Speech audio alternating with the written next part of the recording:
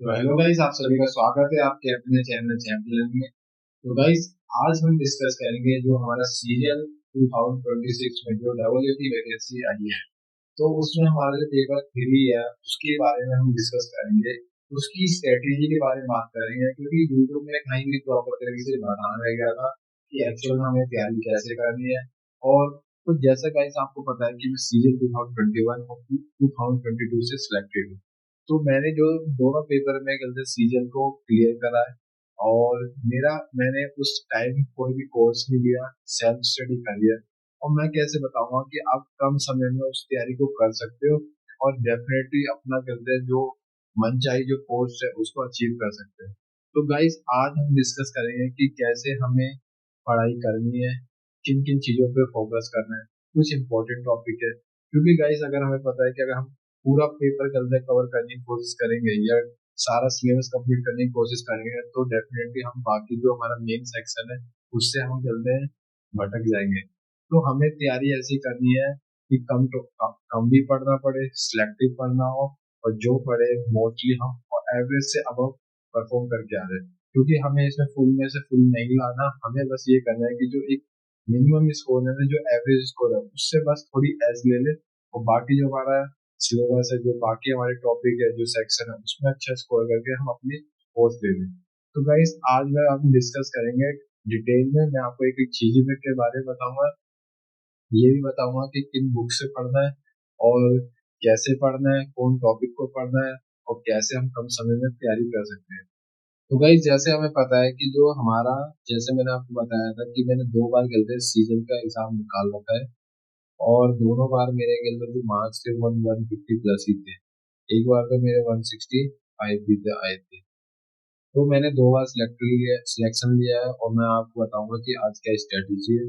सबसे बड़ी बात है कि हमें ये पढ़ाई नहीं करनी है, हमें ये करना है कि कम समय में ज्यादा से ज्यादा आउटपुट ले सके, वो भी बिना किसी कोर्स को परचेज करे और सेल्फ स्टडी के दम पे। और किसी को भी अगर नहीं आता, कोई बैकग्राउंड नहीं है, कोई टेंशन नहीं है, मैं आपको बताऊंगा कि आपको पढ़ना कैसे है। तो गाइस, बुक लिस्ट बताएंगे, फ्री रिसोर्सेज यूट्यूब पे मैं बताऊंगा आपको। और आने वाले टाइम में मैं खुद वीडियो अपलोड करूंगा जिससे आपकी हेल्प हो सके और आप उसका कहते हैं बेस्ट से बेस्ट यूटिलाइज कर सकें। तो गाइस, सेव स्कोर क्या होना चाहिए? अगर हम दिमाग में हमारे टारगेट तो रहना चाहिए एटलीस्ट कितना स्कोर करना है, लास्ट ईयर की कट ऑफ पे गए थे और कैसे पूरा कंप्लीट सिलेबस कंप्लीट करना है कम समय में। तो गाइस, सबसे पहले जो हमें पता है कि हमारा जो पेपर है इसे पेपर 3 बोलते हैं। पेपर 3 बोलते हैं। अब पेपर 3 में हमारा आता है एक फाइनेंस वाला पार्ट और एक आता है इकोनॉमिक्स वाला पार्ट। जो हमारा फाइनेंस वाला पार्ट होता है वो हमारा 80 मार्क्स का आता है। तो और जो हमारा इकोनॉमिक्स वाला आता है 120 मार्क्स होता है। तो इसमें 1/3 की नेगेटिव मार्किंग नहीं होती, इसमें 1/4 की नेगेटिव मार्किंग होती है। तो अगर 80 है तो आपके 40 क्वेश्चन आपके फाइनेंस के आते हैं और 60 क्वेश्चन आपके इकोनॉमिक्स के आते हैं। तो ये था आपका। तो सबसे पहले गाइस, ये हमारा फाइनेंस वाला पार्ट है और इसमें से हमारे 80 मार्क्स का पेपर आएगा, इनके 40 क्वेश्चन आएंगे। तो गाइस, अब हम बात करेंगे कि जो है ये वाला पेपर है ना, उसमें हमें किन टॉपिक के ऊपर ज्यादा फोकस करना है, जिससे हमें सारा ना पढ़ते हुए हम गिने चुने टॉपिक को पढ़ते हुए एक अच्छा स्कोर कर सकें। सबसे पहले मैं बताऊंगा कि ये जो आपका ना कन्वेंशन और ये कंसेप्ट और एक प्रिंसिपल है, ये एक ही टॉपिक है, ऑलमोस्ट एक चैप्टर हमें मिल जाएंगे ये तीनों टॉपिक। आपको इस टॉपिक को करना है, कम से कम आपके 8 से 10 क्वेश्चन ना इसी टॉपिक से आएंगे। तो इसको अगर आपने छोड़ देना तो आपने बहुत बड़ी गलती करते हो, और ये बहुत इजी होता है, इतनी दिक्कत नहीं होती। इसकी एप्लीकेशन आती है, कोशिश करना है कि जो इकोनॉमिक्स वाला पार्ट है वो, मैंने ये देखा था, मैंने जब 2021 में दिया था पेपर बहुत इजी था।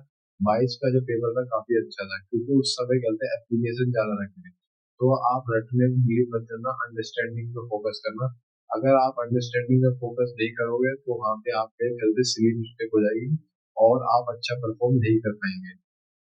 दूसरा यहाँ पे एक आता है बीआरएस, बैंक रिकंसिलिएशन, इसमें से भी आते हैं 2 से 3 क्वेश्चन। जनरल लेजर और ये ट्रायल बैलेंस, और ये आपका ये जो प्रॉफिट एंड लॉस, ये पूरी अकाउंटिंग का एक बेस है, तो आपको ये पढ़ना पड़ेगा। अनलेस एंड अनटिल आपने इसमें नहीं पढ़ा तो आप प्रॉपर तरीके से समझ नहीं पाओगे। खासकर आपको जनरल लेजर और ट्रायल बैलेंस तो आने चाहिए, तभी आपकी अकाउंटिंग की स्टैंडिंग अंडरस्टैंडिंग होगी। और इसमें एक और टॉपिक है रेक्टिफिकेशन ऑफ एरर, इसमें से क्वेश्चन आते हैं। एक आता है डिफरेंस बिटवीन कैपिटल और कहते हैं रिवेन्यू एक्सपेंडिचर।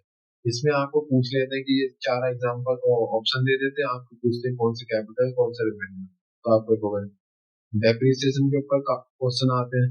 और ये बिल ऑफ एक्सचेंज ऑलमोस्ट कहते हैं पेपर, ये आपको दिखने में छोटा टॉपिक लग रहा होगा, ये कम से एक बुक के करीब है। तो आपको सारे टॉपिक नहीं पढ़ने, गिने चुने टॉपिक पढ़ने। अगर आपके पास समय है तो बाकी टॉपिक करना, अदरवाइज इन टॉपिक को भी कर लेंगे तो आपकी नैया पार हो जाएगी। तो अब हम बात करें कि इसको करना कैसे। तो गाइस इसको करने के लिए आपके पास एक 11वीं क्लास की टीएस ग्रेवाल की बुक आती है, डबल एंट्री।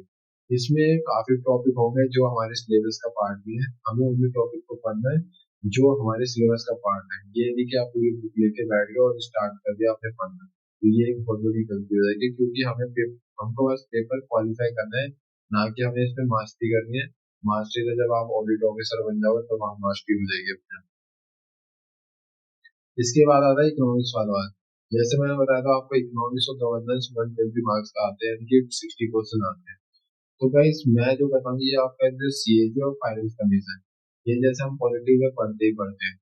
पर मैं अगर बताऊं कि ये थोड़ा डिटेल में आता है, अगर आप पॉलिटी में पढ़ रहे हो और आपके प्रीवियस ईयर क्वेश्चन बन रहे हैं, इट्स वेल एंड गुड। अगर नहीं पढ़ रहे तो आपको क्या करना होगा, तो आपके दूसरा ऑप्शन है कि आपको लक्ष्मीकांत की बुक है, तो उसके दो चैप्टर हैं, दो चैप्टर तीन तीन चार चार पेज के हैं, किसी से कल प्रिंट निकलवा लो, या आप कहते हैं गूगल पे सर्च करोगे तो आपको चैप्टर मिल जाएंगे।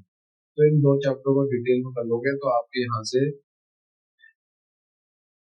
3 से 4 क्वेश्चन आराम से इसमें आ जाते हैं। तो इसलिए कह रहा हूँ कि आपको इन दोनों टॉपिक को करना है, क्योंकि इसमें सेक्शन पूछते हैं और कमीशन की कहते हैं कितने मेंबर होते हैं ये पूछते हैं, ये पूछ लेते हैं इम्प्लीमेंटेशन के, इसी टाइप के क्वेश्चन पूछते हैं। तो आप एक बार पढ़ लेना, अगर थोड़ा डिटेल में पढ़ जाता है वो दो चैप्टर वहां से करना है, नोट्स बना लेना शॉर्ट नोट। इसके बाद मैंने बता दिया जैसे आपको ये करना है। अब बात आती है कि इकोनॉमिक्स, इकोनॉमिक्स में भी हमारे तीन पार्ट है। मैं आपको एक सेक्शन करके आपको बताऊंगा। फर्स्ट आपका करते हैं माइक्रो इकोनॉमिक्स। माइक्रो इकोनॉमिक्स में ये मैं आपको बताऊंगा कि ये जो बुक है ना, टीआरजे और बीकेओडी, ये 11th क्लास की एक बुक है। आप एनसीईआरटी मत पढ़ना, नहीं समझ आएगा प्रॉपर। इस बुक को ले लेना, या गलते किसी न किसी, आप गूगल करोगे तो कोई ना कोई बुक मिल जाएगी इससे रिलेटेड। तो आपको क्या करना है, ये आपका कहना है माइक्रो इकोनॉमिक्स। अब माइक्रो इकोनॉमिक्स में आपको सब नहीं पढ़ना, मैं जो आपको बता रहा हूँ बस आपको पढ़ना है। जो ये वाला पास वाला सेक्शन है आपको कहते हैं ये वाला और ये वाला टॉपिक पढ़ना है। बाकी ये डेफिनेशन डेफिनेशन इतनी ज्यादा आती है तो इसके ऊपर ज्यादा क्वेश्चन आते हैं। दूसरा आपका जो है लॉ ऑफ डिमांड और लॉ ऑफ सप्लाई, ये सबसे ज्यादा इंपॉर्टेंट है अगर आपको इकोनॉमिक्स कर रहे हो और आपको ही करो ना करो इस टॉपिक को करना है इसको। और दूसरा ये कहते हैं मार्केट वाला, फॉर्म्स ऑफ मार्केट और कहते हैं प्राइस डिटरमिनेशन, ये एक ही टॉपिक है। मोनोपोली मोनोपोलिस्ट, ये सारे कॉम्पिटिशन अलग अलग टाइप के होते हैं। तो ये दो टॉपिक है, अगर आप माइक्रो इकोनॉमिक्स कर रहे हो या आप इकोनॉमिक्स कर रहे हो, तो ये दोनों टॉपिक सही से कर लेना डिटेल में, क्योंकि इसमें से क्वेश्चन काफी आते हैं। इसमें से कभी कभी 10 से 12 क्वेश्चन आ जाते हैं, इसमें से 5 से 6, 6 से 7 क्वेश्चन इसी में से आ जाते हैं। तो ये कह सकते हो कि आगे 15-16 क्वेश्चन तो यहीं से आ रहे हैं तुम्हारे आपके। तो ये टॉपिक कर लेना। इसमें कहते हैं थ्योरी ऑफ प्रोडक्शन और कॉस्ट है। इसमें आपका एक लॉ होता है, law of variable proportion, law, ये आपका शॉर्ट टर्म होता है, ये आपका लॉन्ग टर्म होता है। ये दो लॉ होते हैं, इससे रिलेटेड क्वेश्चन आपके आते हैं। बस आपको माइक्रो इकोनॉमिक्स में यही पार्ट। तो गाइज अब हम बात करते हैं इंडियन इकोनॉमिक्स। तो गाइज मैं लिखते ही बताऊँ, इंडियन इकोनॉमिक्स में से ज्यादा क्वेश्चन नहीं आते। इंडियन इकोनॉमिक के लिए आप मिलते इंडियन डेवलपमेंट की एक बुक आती है एनसीईआरटी की, वो पढ़ लेना। ऊपर ऊपर से पढ़ लेना, एक बेसिक आइडिया लग जाएगा क्वेश्चन में, वो कर लेना। अगर आप चाहते हो कि नहीं करना चाहो तो मैं आपको बताऊंगा कि बस इकोनॉमिक रिफॉर्म है ना, ये लिबरलाइजेशन प्राइवेटाइजेशन ऑफ गवर्नमेंट, इसकी ये डेफिनेशन आ जाती है। तो आपको क्या करना है कि इसमें अगर इंडियन इकोनॉमिक्स में ये वाला पार्ट कर लेना, अगर बाकी नहीं भी कर पाओ तो प्रीवियस ईयर क्वेश्चन जरूर लगा के चले जाना, और प्रीवियस ईयर के क्वेश्चन के बेस में स्टडी कर लेना।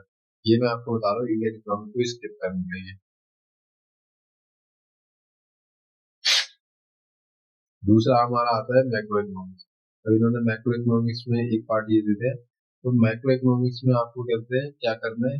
मैक्रो इकोनॉमिक्स की आपकी एक बुक है, ये पीआर जैन थ्योरी, ये वो 11th क्लास की थी, ये 12th क्लास की बुक है। तो आपको क्या करना है, इसमें से आपको आरबीआई वाला, मनी बैंकिंग और ये वाला पार्ट करना है और ये कर लेना, ये ये ये, और आपका क्या करना है, नेशनल इनकम, मतलब आपको मैक्रो इकोनॉमिक्स में वो टॉपिक करना है। तो मैं ये बता रहा हूँ कि आपको पूरी बुक नहीं करनी, आपको जो जो कहते हैं इसमें पॉइंटर है ना, जो जो कहते हैं वर्डिंग है, वो आपको बुक में देखना है, उस बुक में से जो पढ़ना है उसके नोट्स बना लो। क्योंकि अगर आप बुक से पूरी बुक से पढ़ोगे तो इससे क्या होगा, लास्ट के टाइम में चार पांच बुक होगी तो कैसे करना है। तो इससे बढ़िया क्या है कि जो जो पॉइंट है ना उसके कहते हैं बुक से अलग अलग सोर्सेज से पढ़ो और नोट्स बना लो। इससे क्या होगा कि आप सारी चीजें एक बुक नोटबुक में होगी, एग्जाम से पहले जब आपको रिवाइज करना होगा तो बस उस नोटबुक को खोल लें, आपको कहीं ढूंढना वूढना कुछ नहीं होगा। तो इस तरीके से आप कहते हैं मैक्रो में ये करते हैं ना, मनी बैंकिंग वाला, बजट वाला, फिजिकल डेफिसिट और बैलेंस ऑफ पेमेंट, और वो नेशनल इनकम की जो कैलकुलेशन थी वो मेथड क्या है, क्या ऐड होता है क्या नहीं होता, ये क्वेश्चन आते हैं। तो ये करना है। बात रही ये वाला पोर्शन, तो गाइस ये वाला पोर्शन मैंने करा दी था। मैंने क्या करा था, प्रीवियस के जो क्वेश्चन थे उससे उसमें जो क्वेश्चन था वही कर लिया था। अगर चार 5 साल पेपर हुए तो दो क्वेश्चन भी आ रहे थे, 7 8 क्वेश्चन है, इक्का दुक्का टकरा जाता तो टकरा जाए, कोई बात नहीं, छोड़ देंगे, हमें फुल मार्क्स तो लाने नहीं है। तो इस तरीके से अगर आप सिलेबस करोगे ना, दिस इज ए स्मार्ट तरीका। अगर आप इस तरीके से नहीं करोगे, सारी चीजें करने की कोशिश करोगे, तो आप ना कवर कर पाओगे ना स्कोर कर पाओगे। आपको स्कोर करना है तो आपको थोड़ा स्मार्ट तरीके से पढ़ना पड़ेगा। और अगर हो सके, अगर आपको समझ नहीं आ रहा तो मैं भी यही कहूंगा कि जो भी टॉपिक पढ़ने जाओ उसकी थोड़ी यूट्यूब पे वीडियो देख लो, फिर स्टडी करो। बाकी तो आने वाले टाइम पे मैं इससे रिलेटेड वीडियो आपको प्रोवाइड करूंगा, कोशिश करूंगा पूरी आपको प्रोवाइड कराने की। तो ये तरीका था, आप अभी करना चाहते हो तो तैयारी ऐसे करना। और बाकी जब मैं मेंस के समय चलते हैं कुछ टॉपिक से रिलेटेड मैं वीडियो प्रोवाइड आपको जरूर करवाऊंगा। तो ये तरीका था। अब काफी लोगों के मन में डाउट आ रहा होगा कि कम से कम हमारा कितना टारगेट होना चाहिए। तो देखो गाइस, 130 आपका एक एवरेज स्कोर है 200 में से, और अगर आप 145 से 150 के बीच में अगर स्कोर ला दो तो आप एवरेज से अबव है। तो इसका मतलब क्या है कि अगर आप एवरेज से अबव होंगे तो इस तरीके से आप खेलते हैं बाकी लोगों से आगे निकल जाओगे। क्योंकि गाइस आपको पता है कि इसमें जो मेन है ना, आपकी जॉब तो लग जाएगी अगर आप एवरेज से अबव भी गए हैं। और आपको थोड़ा अच्छा, अपनी अच्छी रैंक लाने और मन चाहे लोकेशन चाहिए, तो आपको डेफिनेटली ना आपको अच्छा स्कोर करना पड़ेगा। क्योंकि आपको पता है कि गिनी चुनी वैकेंसी होती है, और वहां पे अगर कंपनी आपसे अच्छी किसी की रैंक आ रही है तो उसको फर्स्ट प्रेफरेंस दी जाएगी, आपको नहीं दी जाएगी। तो इस चीज को थोड़ा दिमाग में याद लेके चलना है कि एटलीस्ट आपको 145 से 150 प्लस मार्क्स लेकर आने हैं, ताकि आप अगर सेफ जोन में और एवरेज एवरेज से अबव रहना चाहते हो। तो ये तरीका एक अच्छा तरीका है। मैंने आपको सारी चीजें बताई है, जैसे मैंने तैयारी करी है वैसे आपको बता रहा हूँ, बस अब आपके ऊपर है आप कितनी अच्छी तरीके से फॉलो कर रहे हो। तो गाइस, अगर आपको वीडियो सही लगी प्लीज लाइक कीजिए, सब्सक्राइब कीजिए, और ऐसे अपना प्यार देते रहिए। और अगर आपको लग रहा है कोई प्रॉब्लम है तो वीडियो के नीचे कमेंट बॉक्स में कमेंट कीजिए। अगर कोई जेन्युइन प्रॉब्लम है, अगर लग रहा है कि सबकी कॉमन प्रॉब्लम है, तो मैं उसके ऊपर वीडियो बना दूंगा। और बात रही नेक्स्ट वीडियो, तो नेक्स्ट वीडियो आपकी आएगी job profile of account officer. काफी लोग बोल रहे हैं कि सर अकाउंट ऑफिसर से रिलेटेड वीडियो बनाओ। भाई जो मेरा ऑफिस है उसके नीचे वाले फ्लोर पे उसका ऑफिस है, तो मैं काफी डिटेल इकट्ठी करके आपको वो सामने रिप्रेजेंट करूंगा। तो थैंक यू गाइस, मिलते हैं नेक्स्ट वीडियो।